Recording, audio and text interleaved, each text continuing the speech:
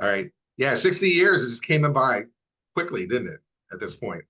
Yeah, yeah, it's hard to believe. And what's really amazing is that I was there when this album came out, you know?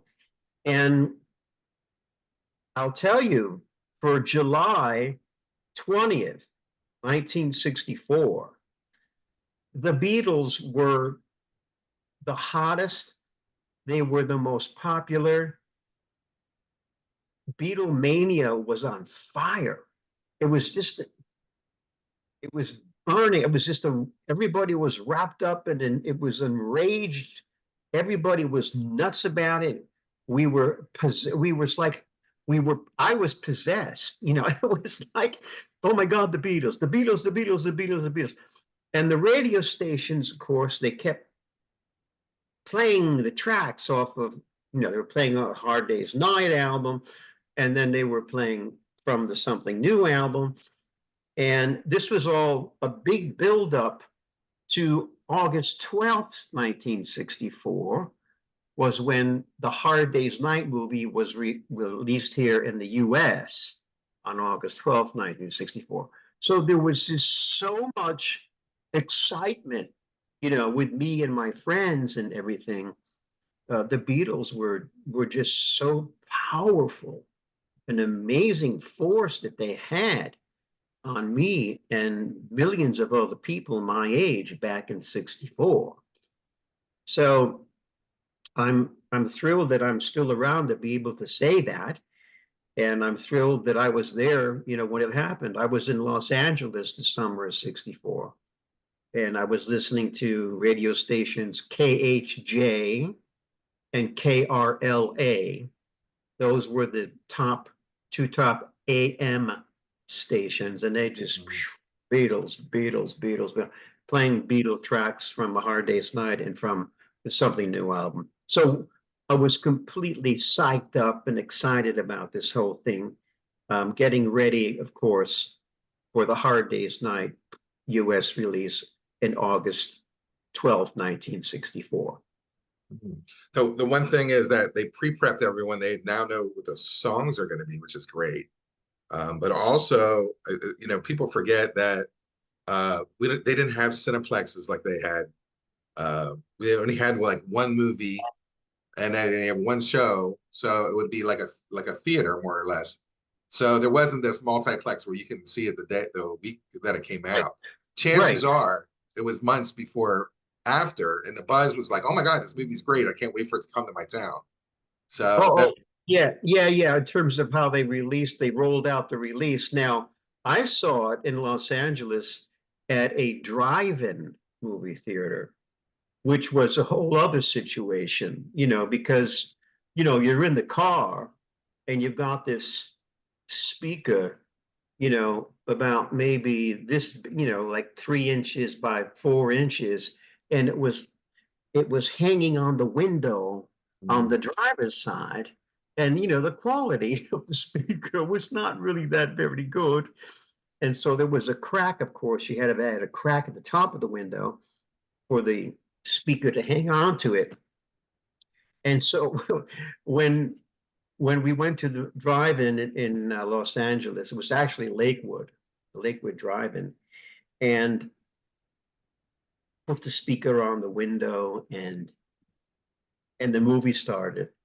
And yeah, we could hear, the soundtrack, of course, but could also hear the screaming that was going on in the other cars. It was, uh, screaming in the distance uh, throughout the whole parking area of the drive-in. It was, I mean, what an experience. You kids today, I mean, there's no such thing as a drive-in anymore. I don't think so. So this was part of what was going on in terms of 1964. How you saw a movie, like you said, you could either go to one singular movie theater if it actually came to your town on the 12th. Like you said, it could have been later. It could have been later in the month of August, sure. or you went to a drive-in movie theater to have this experience. So the world was just so different back then. And of course, it's something that I love and I cherish, that these memories are forever in my heart. They really are. It was a wonderful experience. So this was the first one that we did where we had like a severe difference of opinion. I'm I'm a 70s baby, so I was buying, the records in the 70s, and something new to me was a lot of fun. The Uh-huh. Hard Day's Night soundtrack, the US version, was not fun at all. So I'm thumbs up on something new. Your Yeah, take on it is completely different, and yeah, we talk about that through the yeah, conversation. right. In retrospect, I do understand what you're saying, but as a kid, I was like, "Ooh, this is a gold mine." I got a couple, Yeah, yeah, a yeah. bunch of songs together.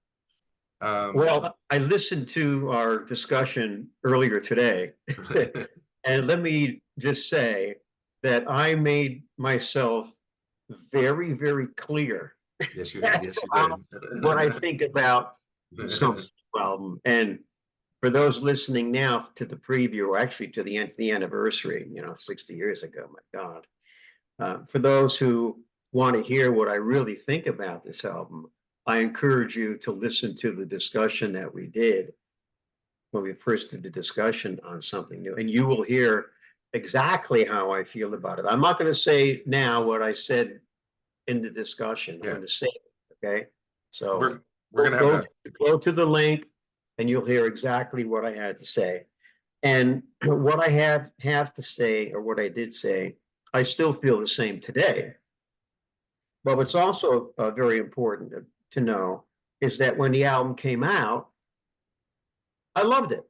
I didn't feel the way that I feel about it today, or Mhm. what I said in our discussion about it. When would we do the discussion? A couple of years ago, Tom? Oh, 2019 maybe. Yeah, Yeah, 2 or 3 years something. ago. Yeah, or more. Um, when it came out, anything Beatles, right? Anything Beatles. It didn't matter the name of the album. It didn't matter. Mhm. It's like, oh my God, have to have it. And we Uh, loved it. And I loved Plus, it. plus, they I were hooking you up like heroin. You had like four. It's July and you have four releases already. You got a movie on its way. I mean, like it's like a Pez dispenser that never ends. You're constantly getting a dose of sugar. it, Um, it it was so incredible that it didn't matter what they called the album. And Capitol, they knew that. I mean, it was so obvious. uh, They knew that the buying populace in the United States, that they knew whatever they put out, that it would be a huge success. They knew that. And that's what we did. And I loved it. In 64, I loved something new. But as you know, and anyone who listened to our discussion from a few years ago, um, that's my interpretation uh, later and now is not like it was in 64. But in 64, it was like anything Beatles, anything. Had to have it, and I loved it. yeah. But in retrospect, looking at it over the years in comparison to A Hard Day's Night, especially, then and you'll hear Mhm. what I have to say about it. And I think you'll agree with me, even though I know you love the album. I think you'll agree with me that the points that I take and what I say are well taken. I think they really are. And for those of you who want to hear what I have to say about it with the points that are taken, please give it a listen. And I think that some of you will agree with me and some of you will not agree with me, which is fine because that's what it's all about, folks. Yeah. It's not about what I think. It's not about what Tom thinks. It's about what you think, what you think about these albums, something new. That's what this is all about. We just happen to have our own opinions. And, because of who I am and what I'm considered to be based upon my experience and my books and everything else in my radio show and my Beatle history, then, some people think, oh, gee, I wonder what Brooke has to say about what Brooke Halpin has to say about this album. And that's, I think one reason why you and I do these discussions, because you know that I bring a certain perspective to the table. And as you know, because I was there Yep. and I experienced it then. And that's what this is all about, is then having the ability to discuss it many, many years afterward, with all those years gone in between, and having a different perspective on it now versus when it came out in 1964. Well, and the correct answer, if everyone has their opinion, the correct answer is that this is a pretty good album, and the Hard Day's Night soundtrack is not as good. That's my opinion. So Yeah, yeah, exactly. Because I love Hard Day's Night. Hard Day's Night is, to it's the me, is opposite. one of their best. Yeah. So If you guys have not checked us out, it's the Beatles Come to America, and what we do, or what we did, almost 5 years ago, is that we sat down right before the pandemic, and we went through all the U.S. albums, and we reviewed the songs from those albums. So if you're clocking in here on our reaction of 60 years of something new, this is episode 4 for us that we did together, and the whole thing's done. So it's not like you have to wait, weekly or monthly for updates. It's all just sitting there for you. So, total recommendation if you want to shift around, pick out the albums that you want, or start from the beginning. We get better and better as we go along. That's all I can tell you. So it's important to watch our evolution as we kind of work together, as we kind of really dig into some stuff towards the end. So it's really interesting. great. Well, so we should let the people go back, and now that they've heard this preview honoring the 60-year anniversary of the release of Something New, now they can go back and listen to what we had to say about it back in 2019. Yeah, let's do it. All right. For those people who are listening to the Jazz, Blues, and R&B podcast and radio show, I have previous links for this. If this is or you're on YouTube, that all our shows are already on YouTube. And if you're on the Beatles Come to America, which is what we're basically going to be sending out, the actual show will follow right after this. All that good stuff. All right. Terrific. So this will be what we're doing right now, is going to happen. People will see this tomorrow, right on the anniversary date of the release of Something New. Yeah. And the real thing before we end up for the Beatle Guru, the bottom line is you were 5 years old at 60 years old. There's no, or 60 years ago. There's no, like, I've never asked you your age. I'm not going to do it now, but you lived through it. Plus, it just seems like yesterday. It's a really amazing feeling. I was a lot older than 5 and 6, let me tell you. All right. All right. It's good to see you again. We'll be talking soon. Okay, Tom, thanks so much. All right. Bye-bye. Bye.